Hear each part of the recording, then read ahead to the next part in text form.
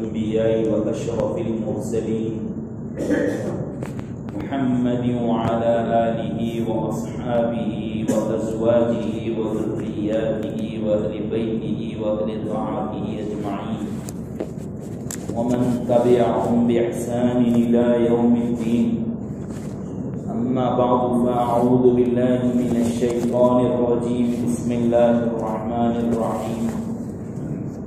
إن الله وملائكته يصلون على النبي يا أيها الذين آمنوا صلوا عليه وسلموا تسليما.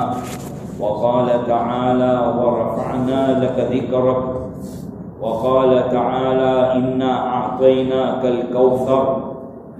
وقال إن الذين يؤذون الله ورسوله لعنهم الله في الدنيا والآخرة وأعد لهم عذابا مهينا. صدق الله العظيم. وقال النبي صلى الله عليه وسلم من آذاني فقد آذى الله ومن آذى الله أن يوشك أن يأخذه او کما قال النبی صلی اللہ علیہ وسلم. بزرگان محترم و برادران عزیز، دعا فرمائیے کہ اللہ تبارک و تعالی کچھ ایسی باتیں کہلوا دے جس پر مجھے اور آپ تمام کو عمل کی توفیق نصیب ہو جائے. اللہ تبارک و تعالی کے بے شمار انعامات میں سے ایک بہت ہی عظیم اور قیمتی اور بڑا انعام نبی کریم صلی اللہ تعالی علیہ وسلم کی ذات اقدس ہے. ہم اس پر جتنا بھی اللہ کا شکر ادا کرے اتنا کم ہے کہ اللہ تعالیٰ نے ہمیں ایسا عظیم نبی عطا فرمایا. میں نے ابھی جو آیت پاک پڑھی، ہمارے یہاں عام طور پر جب یہ آیت پڑھی جاتی ہے ان اللہ وملائکتہ یصلون علی النبی، تو سب کی زبانوں پر بلا تکلف فوراً درود شریف جاری ہو جاتا ہے. یہ بھی ایک کرشمہ اور معجزہ ہے.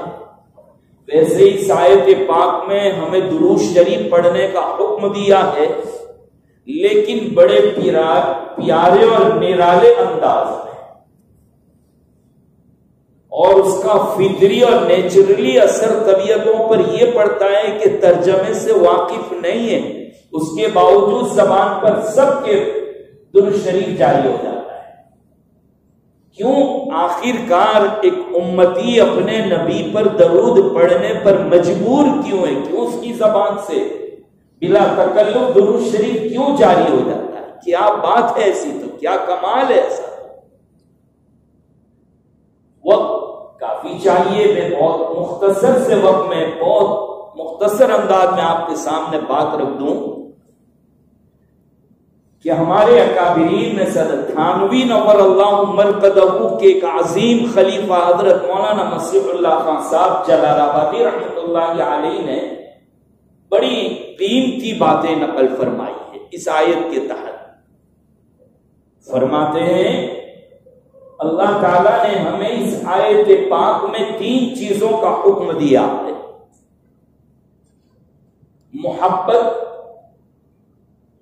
اور عظمت اور اطاعت. محبت، عظمت اور اطاعت. کہ محبت ہوگی تو صرف اور صرف نبی کے ساتھ ہوگی. دلوں میں عظمت، ادب اور احترام ہوگا تو اپنے نبی کا ہوگا. اور اطاعت اور فرما برداری بھی کریں گے تو اپنے نبی کی کریں گے. لیکن محبت کا تعلق جو ہے وہ جمال اور خوبصورتی کے ساتھ ہے. یہ تو دنیا کا اصول ہے کہ جہاں جمال اور حسن اور خوبصورتی پائی جاتی ہے وہاں لوگ محبت کرنے لگتے ہیں. یہ اور بات ہے کہ آج کا جوان جمال اور خوبصورتی ڈھونڈنے میں ٹھوکر کھا گیا اور غلطی کھا گیا بیچارہ. کہ جس کو جمال اور حسن سمجھا تھا وہ تو ساری میک اپ کی مہربانی نکلی. ورنہ اصل حسن، اصل جمال، اصل خوبصورتی ڈھونڈنا ہے تو کوئی آئے میرے محبوب صلی اللہ تعالی علیہ وسلم کے پاس۔ آپ کے جمال کا یہ عالم ہے کہ یا صاحب الجمال و یا سید البشر من وجهك المنیر لقد نور القمر لا يمكن الثناء كما كان حقه بعد خدا بزرگ۔ تو یہ قصہ مختصر، شاعر بڑے پیارے انداز میں کہتا ہے کہ ایک خوبصورتیوں کے سردار، ایک خوبصورتیوں کے مالک، ایک جمال کے مالک، یا صاحب الجمال و یا سید البشر، اے انسانوں کے سردار، اے خوبصورتی کے مالک، من وجهك المنیر لقد نور القمر، تیرے چہرے اور پیشانی کی چمک سے تو چاند نے خوبصورتی حاصل کی ہے۔ اسی لیے کہتے ہیں کہ لوگ اگر میرے نبی کو یوں تشبیہ دے کہ نبی کتنے خوبصورت، تو کوئی یہ کہہ دے کہ چاند جیسا مکھڑا، کہا بہت بڑی بے ادبی کر ڈالی، بہت بڑی بے ادبی کر دی اس نے۔ اس لیے ایک شاعر یوں کہتا ہے کہ چاند سے تشبیہ دینا بھی تو کوئی انصاف کی بات ہے، چاند میں تو ہے چھائیاں، میرے حضرت کا چہرہ صاف ہے۔ چاند جو ہے اس کو تو گرہن بھی لگتا ہے، وہ تو آپ کو کبھی اندر سے ایسا ٹوٹا ہوا بھی معلوم ہوتا ہے، لیکن میرے نبی کے چہرے میں کوئی گرہن نہیں لگتا۔ میرے نبی کا چہرہ گویا چاند تو ان کے سامنے اپنی روشنی کی بھیک مانگتا ہوا نظر آتا ہے۔ اس لیے کہا من وجهك المنیر لقد نور القمر لا يمكن الثناء كما كان حقه، کس کی مجال ہے کہ وہ آپ کی تعریف کا حق ادا کر سکے، آپ کی خوبصورتی کا حق ادا کر سکے۔ بس ہم اتنا ہی کہیں گے کہ اللہ کے بعد اگر کسی کا ذکر چھیڑنے کے لائق ہے تو جناب محمد رسول اللہ صلی اللہ تعالی علیہ وسلم کا ذکر ہے۔ ایک شاعر کہتا ہے کہ وَأَحْسَنَ مِنْكَ لَمْ تَرَ قَطُّ عَيْنِي وَأَجْمَلَ مِنْكَ لَمْ تَلِدِ النِّسَاءُ، میں نے آپ سے زیادہ حسین اور خوبصورت دنیا میں دیکھا نہیں، اور آپ سے زیادہ خوبصورت کسی ماں نے ایسا بیٹا جنا ہی نہیں۔ وَأَجْمَلَ مِنْكَ لَمْ تَلِدِ النِّسَاءُ، اللہ تعالیٰ نے آپ کو کیسا پیدا کیا، پھر آپ کیسے ہیں؟ کہا خلقت مبرئا من کل عیب، اللہ تعالیٰ نے تمام عیوب اور نقصان سے آپ کو پاک پیدا کیا ہے۔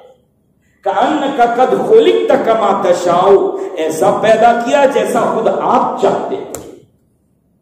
مجال نہیں ہے کسی میں کہ اللہ کے نبی صلی اللہ تعالی علیہ وسلم کے جمال کا تذکرہ کرے۔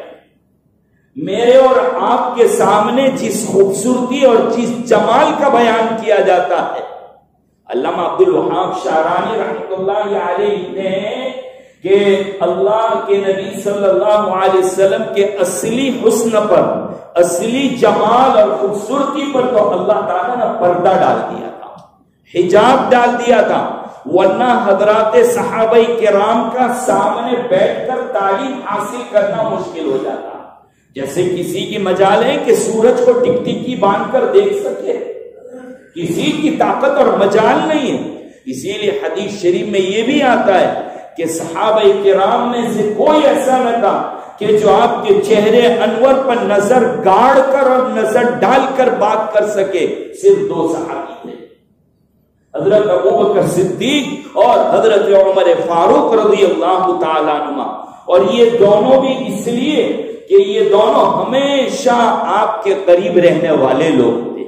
دوسری بات ہے کہ دونوں سسر بھی ہیں، صدیق اکبر کی بیٹی حضرت عائشہ اور حضرت عمر کی بیٹی حضرت حفصہ رضی اللہ عنہما، یہ دونوں نکاح میں ہیں نبی کریم صلی اللہ تعالی علیہ وسلم کے۔ تو صحابہ نے جب تابعین کے سامنے، جنہوں نے اللہ کے نبی کو دیکھا وہ صحابہ کہلائے، ایمان کی حالت میں جنہوں نے دیکھا، اور صحابہ کو جنہوں نے دیکھا ایمان کی حالت میں وہ تابعین کہلائے۔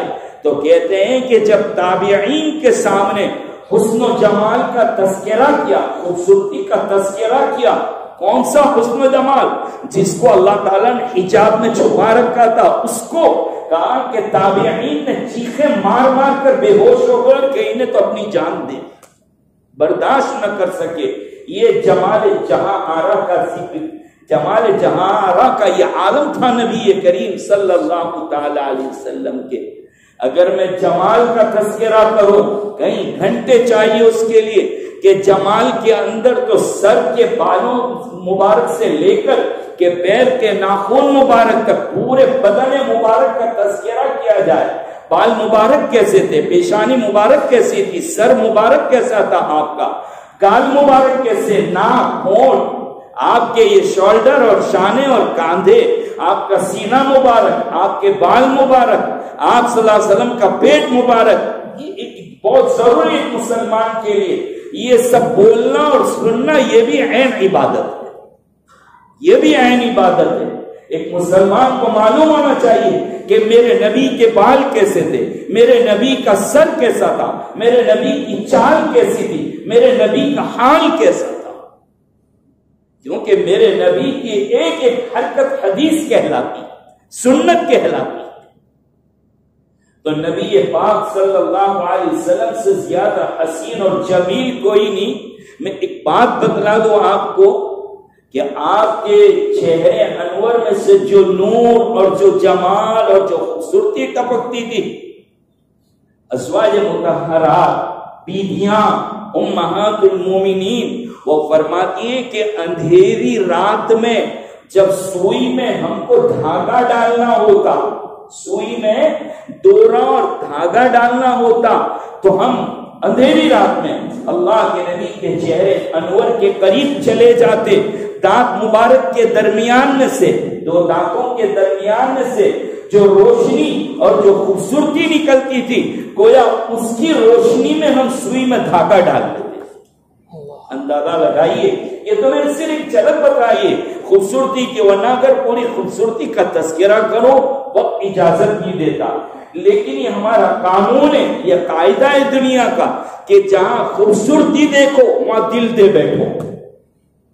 خوبصورتی ہے کہاں؟ اسی لیے تو ہم نے پہلے ہی کہہ دیا کہ لوگوں نے خوبصورتی کو متعین کرنے میں اور تلاش کرنے میں دھوکہ کھایا، خاص کر کے ہماری جوان نسلوں نے، اور ادھر ادھر دل دے بیٹھے، دل نہیں بیٹھے، جان دے بیٹھے کم وقت۔ ورنہ تو اللہ کے نبی صلی اللہ تعالی علیہ وسلم کے حسن کا عالم میں بیان کروں تو اما عائشہ فرماتی ہیں کہ یوسف علیہ السلام، ذرا چھیڑ دوں اس کو بھی، کہ یوسف علیہ السلام بہت خوبصورت پیغمبر ہے، جن کو قرآن کریم خود کہتا ہے کہ بہت حسین اور جمیل تھے، لیکن حضرت تھانوی علیہ الرحمہ کے خلیفہ حضرت جلال آبادی نے عجیب بات لکھی ہے، اللہ تعالیٰ نے ایک نور پیدا کیا تھا آقا کے لیے، اس نور کے 4 حصے کیے تھے، 3 حصوں کو رکھ دو ابھی سائڈ پر، بات کرے وقت اجازت نہیں دیتا، صرف پاؤں حصے کو لیجئے، پاؤں حصے کے 2 حصے کیے، آپ کے نور کے 4 حصے، اس میں سے 1/4 پاؤں 1/4 اس کے 2 ٹکڑے کیے، آدھا آدھا کیا، آدھا حضرت یوسف کو دیا اور آدھا پوری دنیا کو دیا ہے، پاؤں کا آدھا پوری دنیا کو، اور وہ پاؤں کا آدھا حضرت یوسف کو۔ حضرت یوسف کے دیکھنے والیوں نے جب دیکھا تھا مصر کی عورتوں نے تو یہ کہہ بیٹھی تھی واللہ ما ھذا بشر، ایسا خوبصورت قسم خدا کی یہ کوئی انسان نہیں ہو سکتا، ان ھذا الا ملک کریم۔ اور دیکھتے دیکھتے حق کی بکیاں رہ گئی تھی، اور انہوں نے چھریاں جو ہاتھ میں تھی فروٹ کاٹنے کی، اس سے انہوں نے فروٹ نہیں، حضرت یوسف کو دیکھ کر ایسی پاگل بھی اپنے ہاتھ کاٹتا ہے۔ امی عائشہ فرماتی ہے کہ یہ تو کیا بڑی بات ہے، میرے محبوب کو دیکھ لیتی تو کلیجے کاٹ دیتی، میرے محبوب کا حسن و جمال دیکھ لیتی تو کلیجے کاٹ دیتی۔ یہ جمال کا عالم تھا جب آپ سے زیادہ حسین کوئی نہیں، آپ سے زیادہ جمیل کوئی نہیں، خوبصورت کوئی نہیں ہے، تو ہماری محبت بھی ہوگی تو کس سے ہوگی؟ نبی کریم صلی اللہ تعالی علیہ وسلم سے۔ رہا عظمت نمبر 2 کہ سب سے زیادہ دلوں میں عظمت، احترام اور ادب ایک مسلمان کے دل میں ہوگا تو کس کا ہوگا؟ نبی کریم صلی اللہ علیہ وسلم کا۔ کیوں آخر کا؟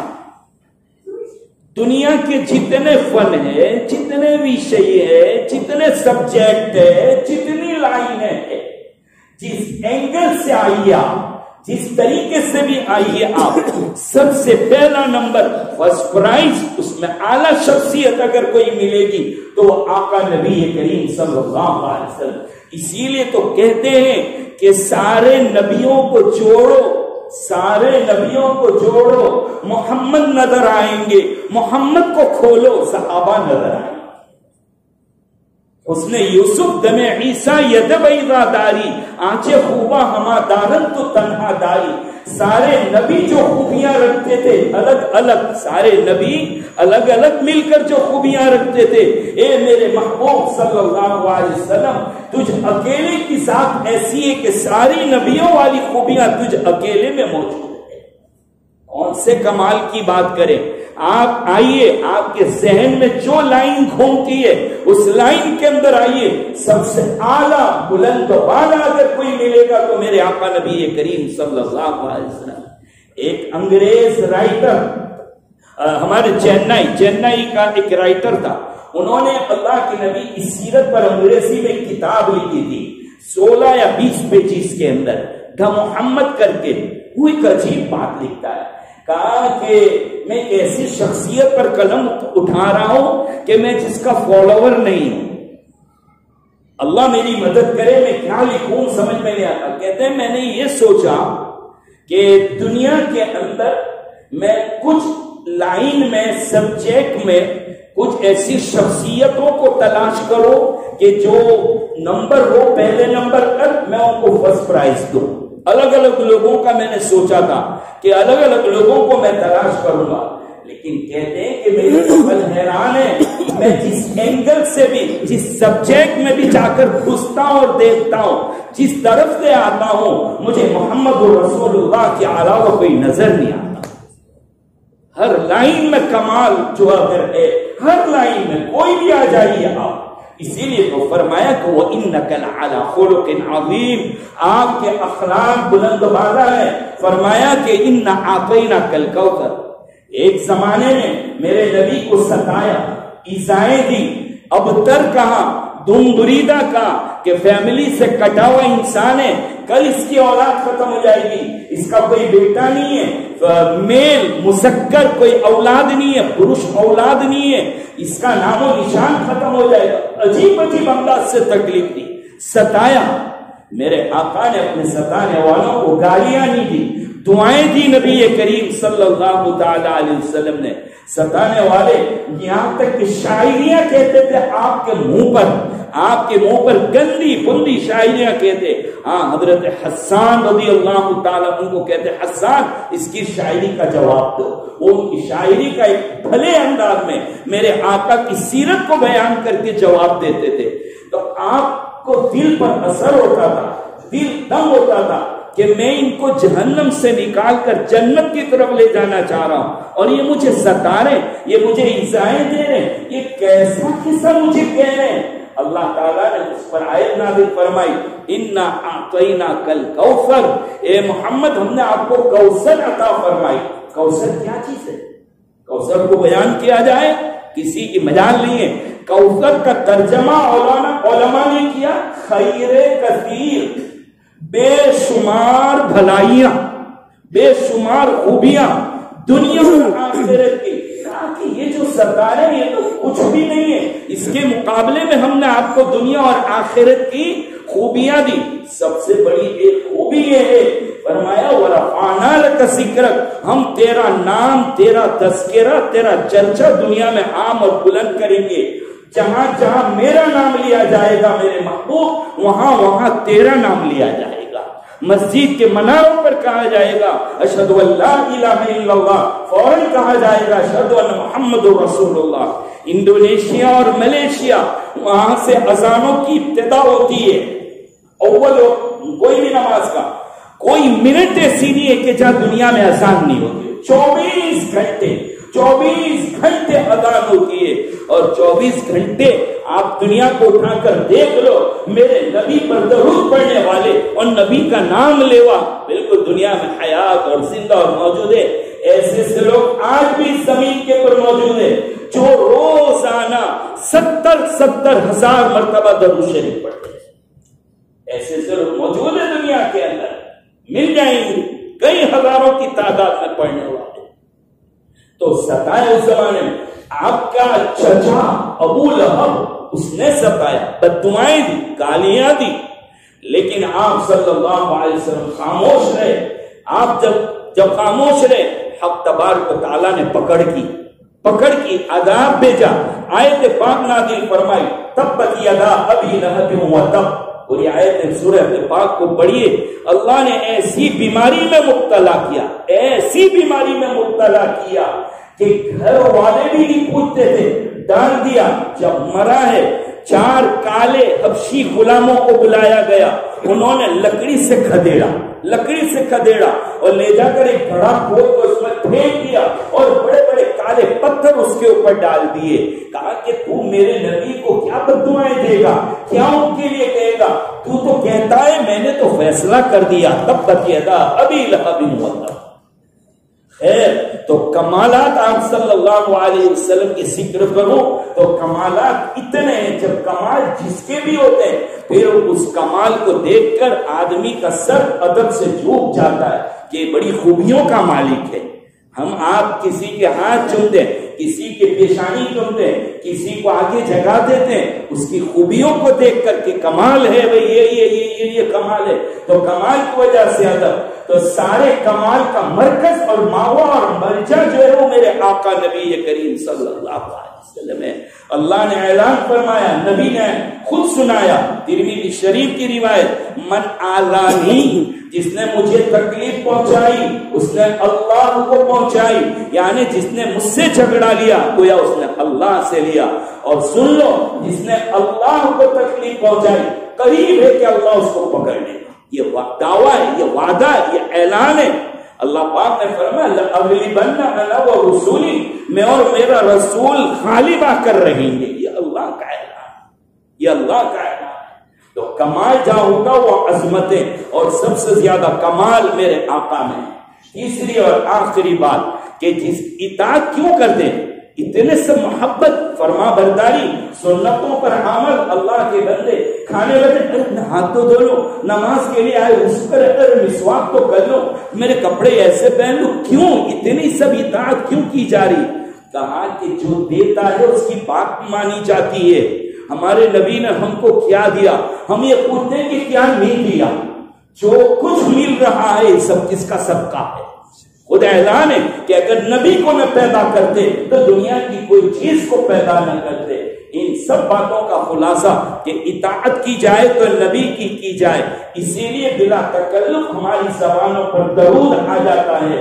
اور موجودہ دور میں، موجودہ حالات میں ہنگامہ نہ کرتے ہوئے ہم درود شریف کی کثرت سے عادت ڈالیں، کثرت سے درود شریف کی عادت ڈالے، اپنے نبی کی سنتوں پر عمل کرے، اپنے نبی کی سنتوں کو گھر میں زندہ کرے.